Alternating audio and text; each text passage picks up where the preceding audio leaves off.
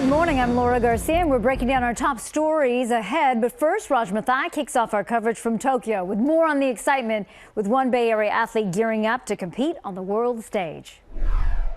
Konnichiwa from Japan. Here in Tokyo, love is in the air. After that opening ceremony, it has a way of doing that to us, reminding us all that brings us together as opposed to what tears us apart. Now, speaking of love, one of the Bay Area's top Olympians, Maggie Steffens, has a whole lot of love for her hometown of Danville.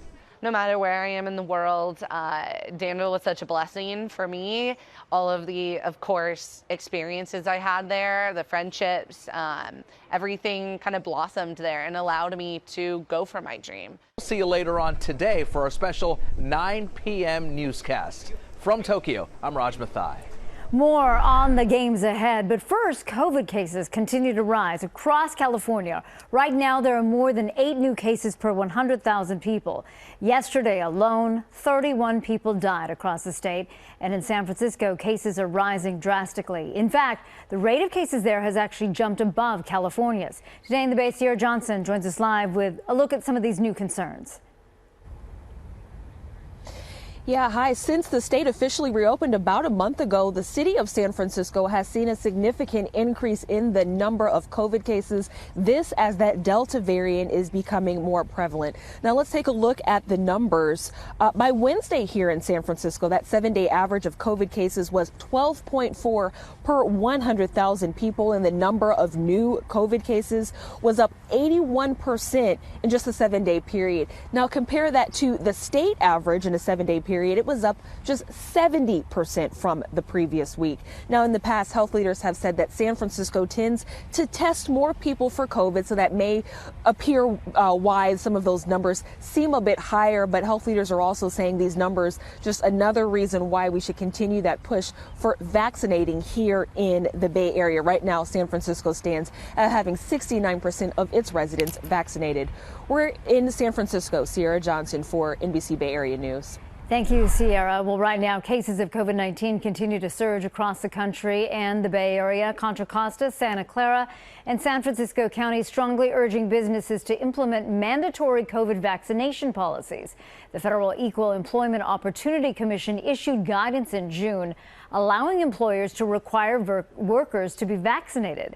Employees will have to prove special medical or other circumstances to be exempt.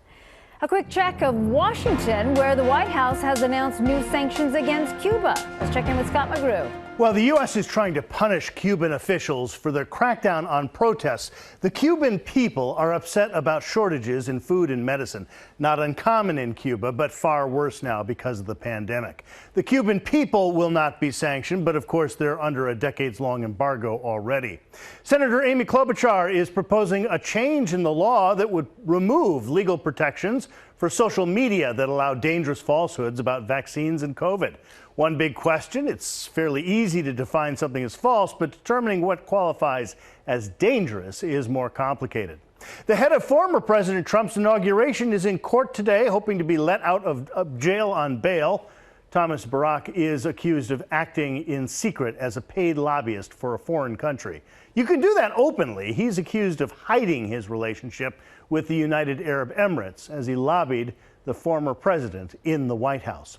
Well, we're always online, even when we're not on air. You can find me on Twitter. I'm at Scott McGrew. Also following fires to our north, the Dixie fire burning in Butte and Plumas County is now a mega fire. It has exploded in size, consuming more than 113,000 acres, and it is only 18% contained. From the Tamarack fire, some frightening video. Crews from Truckee Meadows Fire and Rescue near Tahoe escaping the flames as fire burned on both sides of an unpaved road. So far, 50,000 acres scorched with only 4% containment. And all of that smoke is causing big health concerns this morning. We've got a live look across the Bay Area. Today in the Bay's Bob Riddell live in the East Bay with a look at a new bill to study the impacts all of this smoke is having on our bodies. Bob?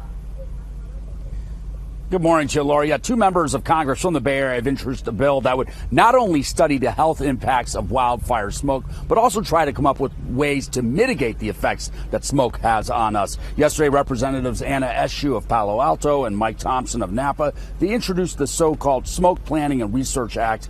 This was in Washington, D.C., which, if passed, would give the EPA, the Environmental Protection Agency, $20 million to study this issue and come up with solutions. The bill would also establish 4 centers of excellence at universities to research the risk of wildfire smoke inhalation. As those fires burn up north in Northern California, meteorologist Carrie Hall is tracking what looks like some pretty beautiful weather here in the Bay Area. Carrie. Yeah, it's going to be a little bit warmer. So we've seen the ocean breeze weaken and some of that smoke is settling in. So we've gone from good air quality to moderate air quality as it looks a little bit hazy in some spots, but still pretty healthy for people who aren't bothered by some of the smoke that will be moving through. So just watching out for that today as our temperatures come up a few more degrees. We'll see San Francisco reaching into the upper 60s, a lot more sunshine today. Palo Alto reaching 80 degrees and 95 for Livermore and Concord, some mid-80s for the North Bay. As we go toward the end of the weekend, we could see an increase in monsoonal moisture for parts of the Sierra. That, of course, of concern as we could see some thunderstorms that could spark some new wildfires. And around here, we're looking at our inland valley temperatures in the upper 80s and low 90s. And we're going to see more of this weather into early next week. Back to you. All right. Thank you very much. We're heading back out to Tokyo now. Several Bay Area athletes taking part in the opening ceremony. Today in the Bay's Chris Sanchez joins us now with all the buzz on social media. Hey, Laura. Team USA walked into that stadium without any spectators, only a few dignitaries, but they are sharing that experience with us via social media. So we'll start with some local ties. Stanford swimmers Katie Ledecky and Simone Manuel with former Golden State Warrior Kevin Durant. And here we go. 2 San Francisco Giants marched in the opening ceremonies with the U.S. baseball team, and we're going to give Simone Biles a perfect 10 for this jump.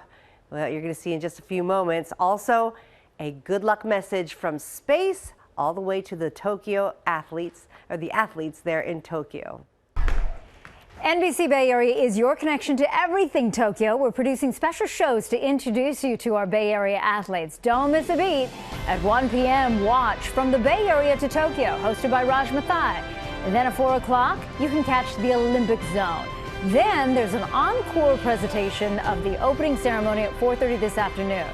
Then at 9 p.m., see the day's top headlines with a special edition of NBC Bay Area News.